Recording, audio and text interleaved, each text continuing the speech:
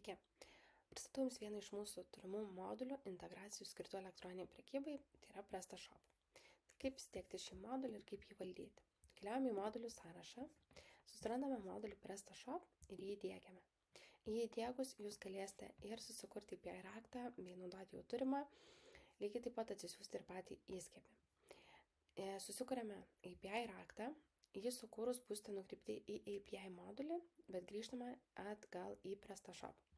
Sukūrus API raktą, susijęme nustatymus, tai yra kokias norėsime naudoti sąskaitų faktūrų serijas, koks mato vienetas, banko sąskaita, kuri bus atvaizduojama, bei kiti nustatymai, kurie bus būtent taikomi pardavimams per šią platformą.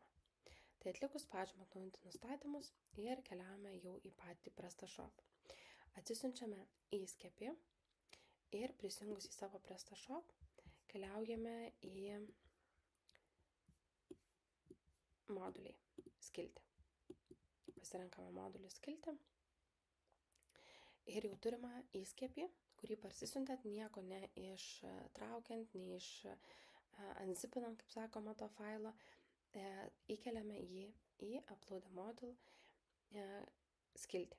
Įkėlus modulį atsiras apačioje galimybė matyti Invoice 123 ir šioje skiltyje jums reikalinga bus įklijuoti būtent tą API raktą, kurį jūs susikūrėte.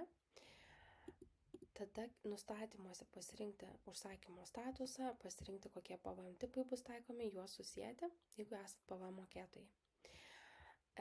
Toliau visa prekyba vyksta paprastai, atliekamas užsakymas ir kai užsakymas gauna būtent šitokį statusą, kurį jūs pasirinksite, sąskaita faktūra yra sugeneruojama. Jeigu norite pasitikslinti, ar iš tikrųjų sąskaita buvo sugeneruota, tai jums reikia nukeliauti į patį užsakymą ir jo apačioje matysite pasirinkimą apie būtent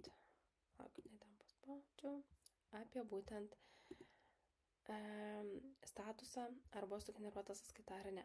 Tai apačioje Invoice 123 įrašus ir matysite, kad arba sąskaita buvo sugeneruota sėkmingai, tai rasite ją sąskaita 123 sistemoje, arba jeigu tai nebuvo įvykdyta sėkmingai, matysite klaidos pranešimą. Tai gali būti ir dėl PVM nustatymų, ar dar kitokių nors dalykų. Tai būtinai, jeigu susidursite, kreipkitės į mus, padėsime išspręsti. Tai gero jums naudojimo ir iki.